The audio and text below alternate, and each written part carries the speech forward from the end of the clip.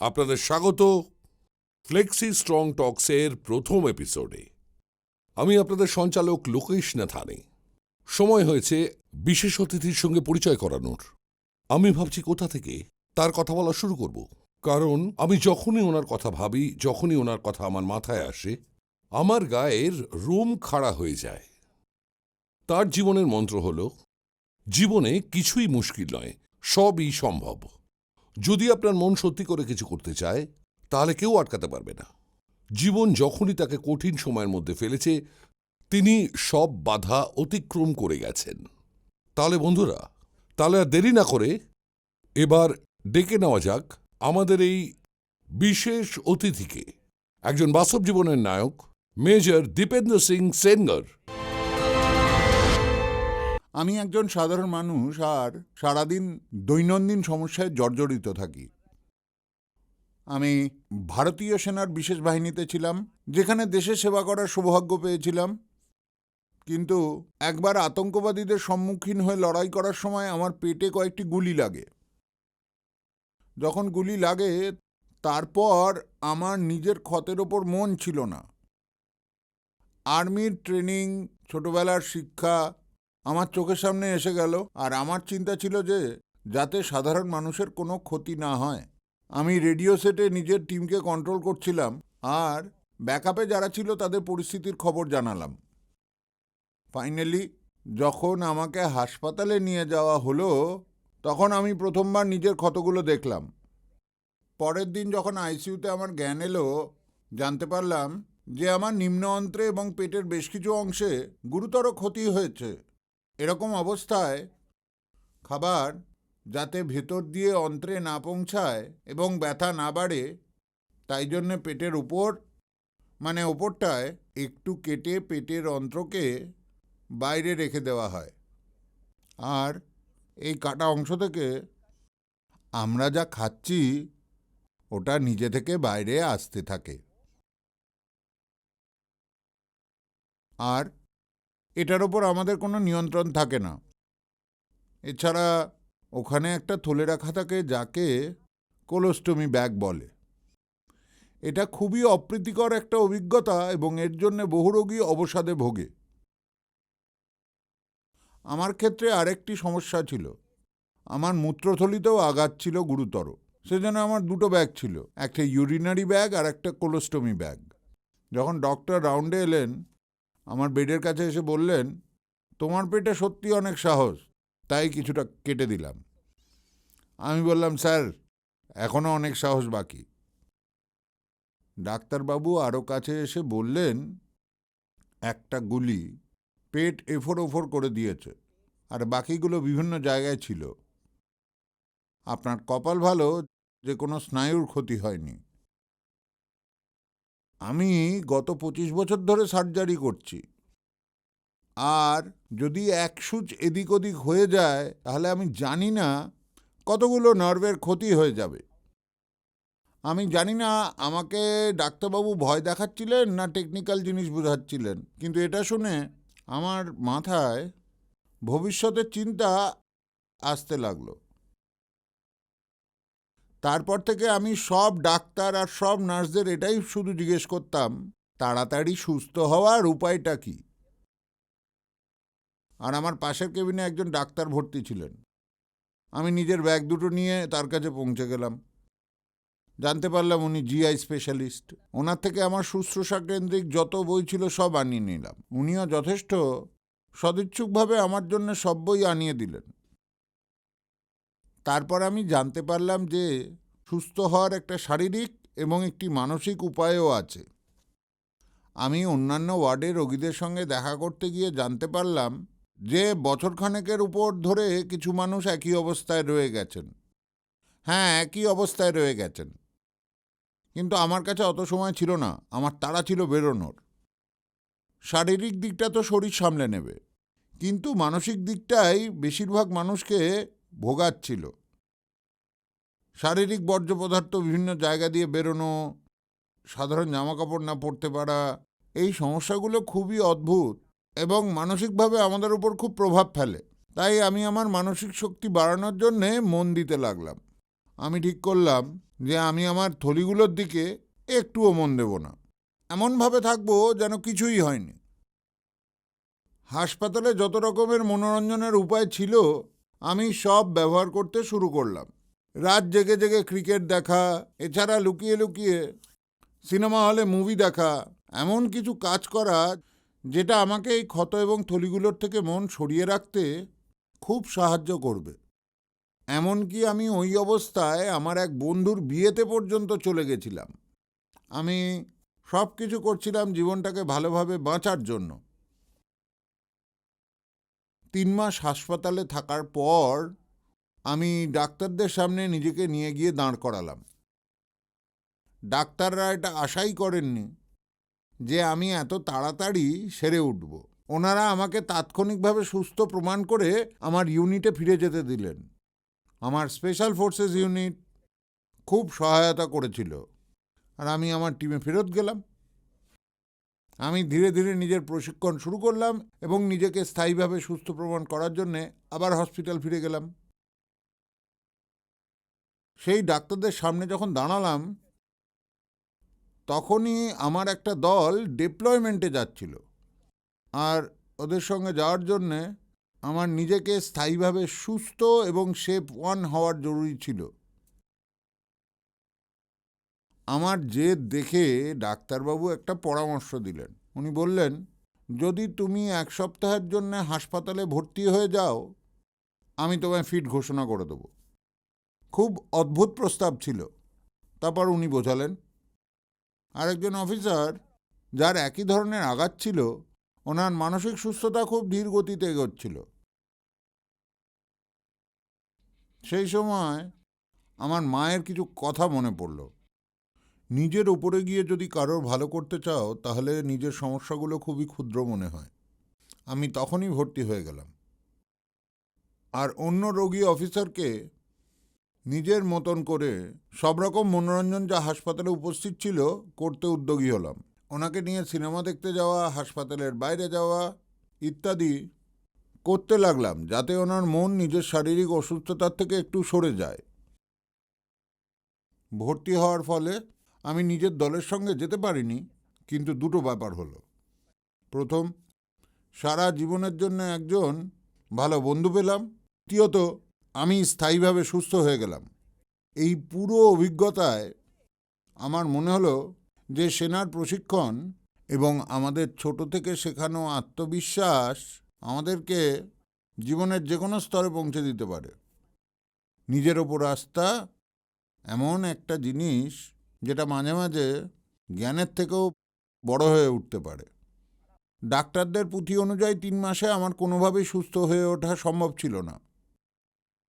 আমার আত্মবিশ্বাস অন্য ধরনের ছিল এবং তারই জিত হলো। সুস্থ হওয়ার পর আমি যখন আবার নিজের স্পেশাল ফোর্সের সঙ্গে যুক্ত হলাম, টিমের সাথে আবার কমব্যাট এরিয়া যেমন north east, Jammu and Kashmir, Kargil সব জায়গায় গেলাম। দুর্ভাগ্যবশত আবার গুলি লাগলো, আর এবার খুব সিরিয়াস ছিল। ডক্টররা বললেন আমি কোনোদিন নিজের পায়ে আর দাঁড়াতে পারবো না।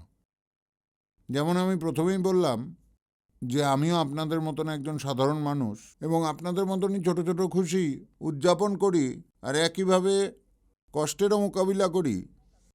কিন্তু প্রতিটি অভিজ্ঞতাতেই নিজেকে সম্পূর্ণভাবে মানিয়ে নিই, আর চেষ্টা করি সেই শিক্ষা আমার যেন কাজে লাগে। দ্বিতীয় আঘাত থেকে সুস্থ হতে অনেক সময় লাগলো, কিন্তু জীবন অনেক কিছু শিখিয়ে দিয়েছিল। কিন্তু এখন আমি একটু সাবধানে কাজ করতে শুরু করলাম। এই হচ্ছে আমার জীবনের শিক্ষা। প্রথম, আত্মবিশ্বাস। এবার আমার 10 বছরের বেশি লাগলো সম্পূর্ণভাবে সুস্থ হতে, কিন্তু আত্মবিশ্বাস সবসময় ছিল যে নিজের পায়ে হাঁটব।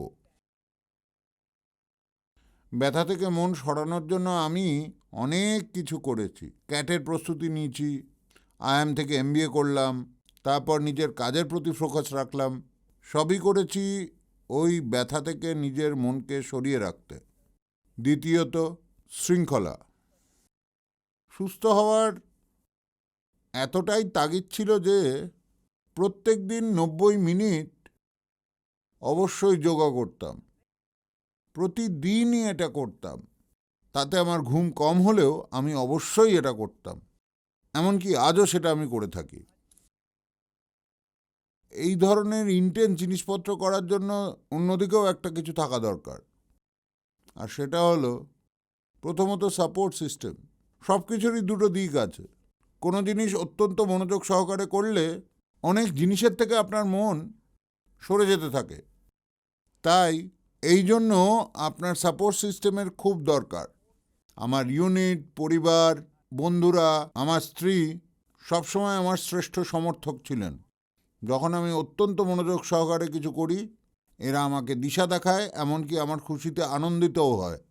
কিন্তু অনেক সময় এরকম শৃঙ্খলার জেদের বশে বা অতিরিক্ত কাজ করার ফলে অনেক সময় চোটও পেয়েছি। এরকম সময়ে সাপোর্ট সিস্টেমের গাইডেন্স খুবই কাজে দেয়। এই ব্যালেন্সটা খুব দরকার। আসলে যেহেতু এতটা জোর দিয়ে আপনি সব করছেন, তাই আপনার আশা অন্যদের থেকে একদম আলাদা হয়। তা আপনার নিজের সন্তান, স্ত্রী, বন্ধু, পরিবার, কলিগ, যে কারোর থেকেই। আর আমাদের যে সাপোর্ট সিস্টেম, এই ক্ষেত্রে এটাতেও আমাদের পথ দেখায় এবং আমাদের প্রত্যাশাকে নিয়ন্ত্রণে রাখে।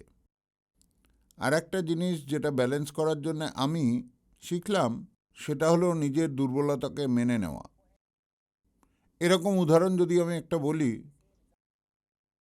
আপনি নিজের সন্তানদের সর্বত্র ভালো দেখতে চান। কল্পনা করুন নিজের বাচ্চাদের আপনি 4টের সময় তুলে দেন, আর একজন প্রশিক্ষকের কাছে অ্যাথলেটিক্সের ট্রেনিং দেন। আপনার বাচ্চারা আপনাকে ঘৃণা করবে। আমি করেছিলাম, আর তারপর বুঝলাম কোথায় আমার প্রত্যাশাটা রাখা উচিত এবং কোথায় সেটা নিয়ন্ত্রণ করা উচিত। আমার ছেলে যে 1 বছর দক্ষিণ পূর্ব এশিয়ার অ্যাথলেটিক্স চ্যাম্পিয়ন ছিল, পরের বছর তার টেন্ডনে আঘাত লাগলো, তার আর দৌড়ানো হলো না। জীবন একটা শিক্ষামূলক প্রক্রিয়া, আর আমি প্রতিদিন কিছু না কিছু শিখি। আমার মনে হয় এরকম ভারসাম্য বজায় রাখার জন্য কিছু ভিত্তি লাগে। তার মধ্যে প্রাথমিক হচ্ছে টিমওয়ার্ক। আমি সব কিছু টিমওয়ার্ক থেকেই পেয়েছি। আমার বাড়ির টিম, যেটা আমি বলতে চাইব আমার স্ত্রী জয়ার সঙ্গে, সে এমন একটা পরিবারের মেয়ে যেখানে তার পিতামহ আর্মিতে ছিলেন, যিনি যুদ্ধ থেকে না ফেরায় তাকে মৃত বলে ধরে নেওয়া হয়েছিল। ওর যিনি পিতামহী, উনি কোনোদিন বিধবার কাপড় পরেননি। উনি নিশ্চিত ছিলেন যে তার স্বামী জীবিত আছেন, এবং সত্যি 1 বছর পর উনি ফিরে আসেন। জয়াও ঠিক এইভাবেই জীবনের সকল উত্থান পতনে পুরোপুরি পাশে থেকেছে, আর প্রতিটি সব ধরনের সফলতায় বা বিফলতায় সদা সর্বদা সঙ্গে ছিল আর আমাকে সাহস জুগিয়েছে। এরপর আরেকটা জিনিস আমায় ভিত তৈরি করতে সাহায্য করেছে, যেটা আমার শিক্ষা, সেটা হলো সহানুভূতি। প্রথম, অন্যর জন্য সহানুভূতিশীল হওয়া। আমি এখানে একটা উদাহরণ দেব। আসলে আমরা পরিবার হিসেবে বিভিন্ন মানুষকে বিভিন্ন রকমের সহায়তা করে এসেছি, কিন্তু গত কয়েক বছর ধরে আমরা একটা ফুডলিংক বলে নন প্রফিটেবল একটা সংস্থা চালাই। তার থেকে একটা উদাহরণ দিই। এখানে আমরা যাদের প্রয়োজন তাদেরকে আমরা এর দ্বারা খাবার পৌঁছে দিই, সেই রকমই খাবার যেটা ব্যবহার না হলে হয়তো ডাস্টবিনে যাবে।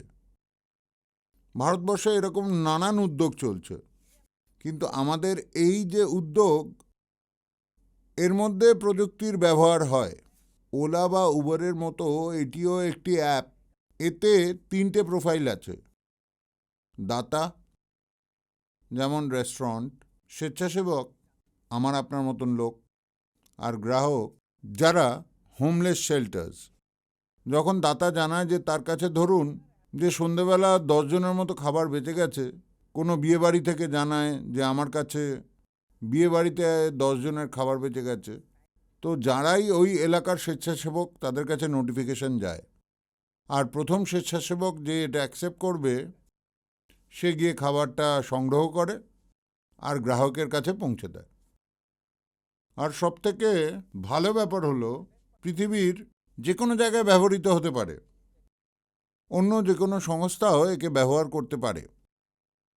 এর মূল উদ্দেশ্য যাদের দরকার তাদের কাছে খাবার পৌঁছানো। আমরা 2 বছর ধরে এই কাজ করছি আর এতে আমাদের যথেষ্ট আনন্দ হয়। আমার মধ্যে যথেষ্ট দুর্বলতা আছে আর আমি তাকে মেনেও নিয়েছি। আর আমি পরমেশ্বরের কাছে কৃতজ্ঞ যে এত খামতি থাকার পরেও তিনি আমাকে এতটা সাহায্য করলেন যে আমি অন্যের সাহায্যে আসতে পারি, সেটা ফুড লিঙ্কের দ্বারা হোক বা অন্য কোনো পথে। সম্পূর্ণভাবে দেখতে গেলে এটাই আমার জীবন শিক্ষা আর আমার নিজস্ব ভারসাম্যের চাবিকাঠি। মানসিক শক্তি এবং নমনীয় পদ্ধতির মাঝে এটাই আমার মডেল। আর মজার ব্যাপার হলো এটাই যে সব কিছুই এখানে আমাদের নিয়ন্ত্রণের মধ্যে, আর সব কিছুই শুরু হয় আত্মবিশ্বাস থেকে। আমার মা বলতেন, অন্তরের হনুমানকে জাগ্রত করতে হয়। ওঠো, জাগো এবং লক্ষ্যে না পৌঁছানো অবধি থেমো না।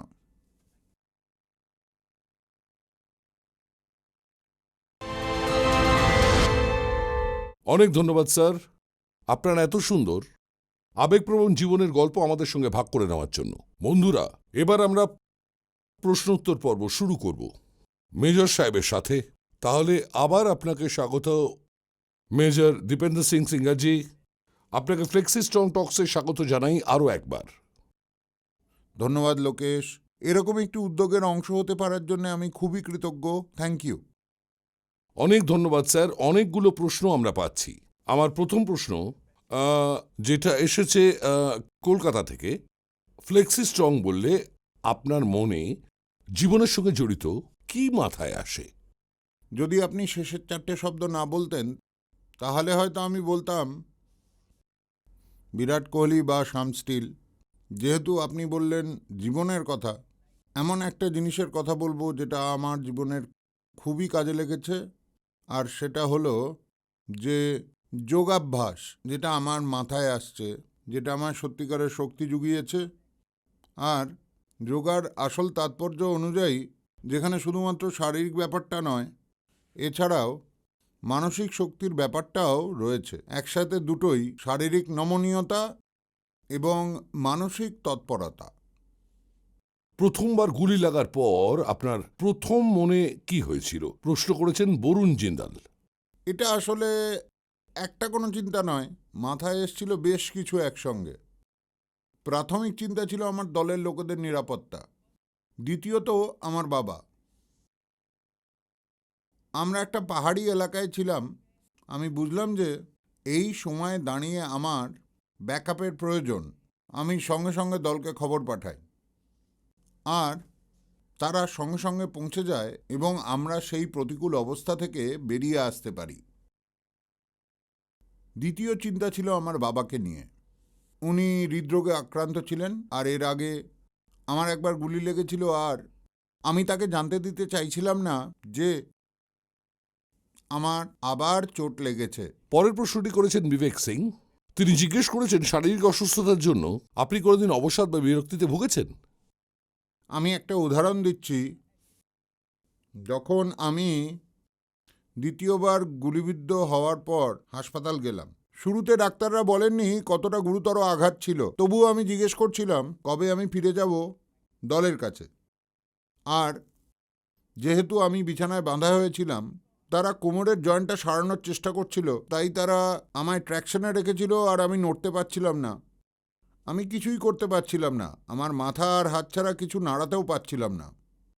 তো সেই সময় তখন আমার একটাই উপায় ছিল, বই পড়া। তখন আমি শুধু একটা বই তুলতাম আর পড়তাম, আর সেটাই আমি করছিলাম। প্রায় 1 মাস ধরে আমি দিন রাত ধরে পড়ে যেতাম, কারণ সেইটাই শুধু আমাকে ব্যথার থেকে মন সরিয়ে রাখার জন্য সাহায্য করত। তখন 1001টা সার্জারি এবং শুশ্রূষা চলছিল অনবরত, তাই পেন কিলার নেওয়ার বদলে আমি বই পড়তাম, সারা দিন পড়ে যেতাম আর মনটাকে ভুলিয়ে রাখতাম। আর ঠিক এরকম করেই হাসপাতালের লাইব্রেরির প্রত্যেকটা বই আমার পুরো পড়া হয়ে গেছিল। আর আমি এভাবেই জীবনকে দেখি, আমি এমন আর কি করতে পারি যখন জীবনের একটা দরজা বন্ধ হয়ে যায়। বাহ, এর থেকে আমরা এটাই বুঝতে পারলাম আপনার যদি ব্যথা হয়, যে কোনোভাবেই এই ব্যথা থেকে নিজের মনকে সরিয়ে নিতে হবে। আর এটা মনে রাখতে হবে, যাই হয়ে যাক না কেন, এভাবেই কষ্টকে জয় করে জীবন এগিয়ে যেতে হয়। এক্ষেত্রে একটা প্রশ্ন হচ্ছে, আপনি সেনা প্রশিক্ষণ নিয়ে গিয়েছেন, আপনাকে অনেক খাটাখাটনি শৃঙ্খলাপূর্ণ প্রশিক্ষণ দেওয়া হয়েছে, জোর বাড়ানো হয়েছে, কিন্তু আমার মতো একজন খুবই সাধারণ মানুষের পক্ষে এই ধরনের প্রতিকূলতার মধ্যেও কি করে মানসিকভাবে শক্ত থাকা সম্ভব? আর এই প্রশ্নটা করেছে পরীক্ষিত। আমি বলতে চাইব, আমি আমার মায়ের অর্ধেক শক্তিও পাইনি। উনি সেনার সঙ্গে যুক্ত ছিলেন না। তার সেনার সঙ্গে একমাত্র সম্পর্ক হলো তার ছেলে সেনার একজন সদস্য। আমার মনে হয় না তিনি কোনো প্রশিক্ষণ পেয়েছেন, কিন্তু যেই ধরনের মানসিক শক্তি এবং জোর তার রয়েছে, আমার মনে হয় না আমি তার ধারে কাছেও আছি। আমি একটা উদাহরণ দেব, হয়তো এটা একটু সময় নেবে, তবুও বলছি যে যেভাবে উনি পুরো ব্যাপারটা সামলান, যখন উনি জানতে পারেন আমার বাবার পার্কিনসন আছে, তখন পুরো ব্যাপারটাকে যেভাবে উনি সামলেছিলেন আর বাবার খেয়াল রেখেছিলেন, সেটা কল্পনার অতীত। আর একবার আমার মা নিজের অপারেশনের পরে বেরোচ্ছিলেন, এই ব্যাপারে আমার অনেক অভিজ্ঞতা আছে এবং আমি জানি সেই সময়টা সব থেকে দুর্বল থাকে একজন মানুষ। এই সময়টা যখন আপনার অ্যানাস্থেসিয়ার প্রভাব কমে আসে, ব্যথাটা আপনি বুঝতে পারেন এবং সবথেকে বেশি কষ্ট হয় তার ঠোঁট দুটো শুকিয়ে গেছিল। আর আমার ভয় হচ্ছিল যে উনি হয়তো এবার ব্যথাটা অনুভব করছেন এবং কষ্ট পাচ্ছেন, তবুও চোখ খুলেই তার প্রথম প্রশ্ন ছিল, বাবা কেমন আছে? আসলে এই ধরনের মানসিক শক্তির জন্য কোনো ধরনের কোনো সেনার প্রশিক্ষণ লাগে না। এটা একজন মানুষ নিজেই শিখতে পারে। আর আমিও এ ধরনের শক্তির পরিচয় সারাক্ষণই নিজের আশেপাশের মানুষজনের থেকে পেতে থাকি এবং তাদের থেকে শিখতে থাকি। স্যার, একটি শেষ প্রশ্ন, সেনাবাহিনীতে আপনার প্রশিক্ষণ কি ততটাই কঠিন ছিল যেরকম আমাদের দেখানো হয়ে থাকে, নাকি তুলনামূলকভাবে সেটা সহজ? আমি বলতে চাই যে জীবনে কিছুই সহজ নয়, এটাই যদি প্রশ্নের মূল ভাবনা হয়ে থাকে। রাইট। তো যা দেখানো হয়েছে সেগুলো বাদ দিয়েই বলছি, এই সিলেকশন প্রসেস এবং তারপরের প্রশিক্ষণ স্পেশাল ফোর্সেসে খুব গুরুতর হয়ে থাকে। এ সম্পর্কে অনেক সত্যিকারের তথ্যচিত্র রয়েছে, কল্পকাহিনী বাদ দিয়ে অনেক সত্যিকারের তথ্যচিত্র রয়েছে। সারা বিশ্বের স্পেশাল ফোর্সের ওপরে যেমন রয়েছে, সেরকম ভারতীয় বিশেষ বাহিনী প্রশিক্ষণের উপরেও রয়েছে। আমি বলবো সেটা গিয়ে দেখুন, আপনি বুঝতে পারবেন। কিছু জ্ঞানের কথা যদি আমাদের বলে যান আপনাকে বিদায় জানাবার আগে। আপনি অলরেডি এটার সামারাইজ করে ফেলেছেন। এটা পয়সার ব্যাপার নয় বা নিজের নামের জন্যে নয়। আমি এখানে এটাই বলতে চাইব যে এটা এমন একটা জিনিস যার জন্য আমি খুব গভীরভাবে অনুভব করি এবং বিশ্বাস করি। সর্বদা নিজের শ্রেষ্ঠ রূপে থাকুন এবং নিজের প্রতি বিশ্বাস হারাবেন না, কখনোই হাল ছাড়বেন না। আচ্ছা, তাহলে স্যার আমাদের সবার পক্ষ থেকে, শ্যাম স্টিল এবং ফ্লেক্সি স্ট্রং টক্সের পক্ষ থেকে আপনাকে অসংখ্য ধন্যবাদ আমাদের এবং আমাদের দর্শকদের সঙ্গে আপনার জীবনের গল্প ভাগ করে নেওয়ার জন্য। আরও অভিনন্দন জানাই শ্যাম স্টিলের গোটা টিমকে, যারা আজকে প্রথম পর্ব সফলভাবে লঞ্চ করতে পেরেছেন। বিশেষ ধন্যবাদ দুটি মানুষের জন্য, মিস্টার গোবিন্দ দেরিওয়াল এবং মিস্টার গৌরব দেরিওয়ালকে এই উদ্যোগ নেওয়ার জন্য। এছাড়া আমাদের সবথেকে বড় ধন্যবাদ দর্শকদের জন্য, যারা জয়েন করেছিলেন এবং নিজেদের সাপোর্ট ও সম্মান ও ভালোবাসা দিয়েছেন এই প্রথম পর্বটিকে সফল করার জন্য। আমাদের শ্যাম স্টিল ফেসবুক পেজ খুলুন আর হ্যাশট্যাগ ফ্লেক্সি স্ট্রং টক্স ব্যবহার করুন। আমাদের ভিডিওগুলো নিজেদের পরিবার, কলিগস ও বন্ধুদের সঙ্গে শেয়ার করুন আর তাদের সাহায্য করুন তাদের জীবনের প্রশ্নের উত্তরগুলো খুঁজে পেতে।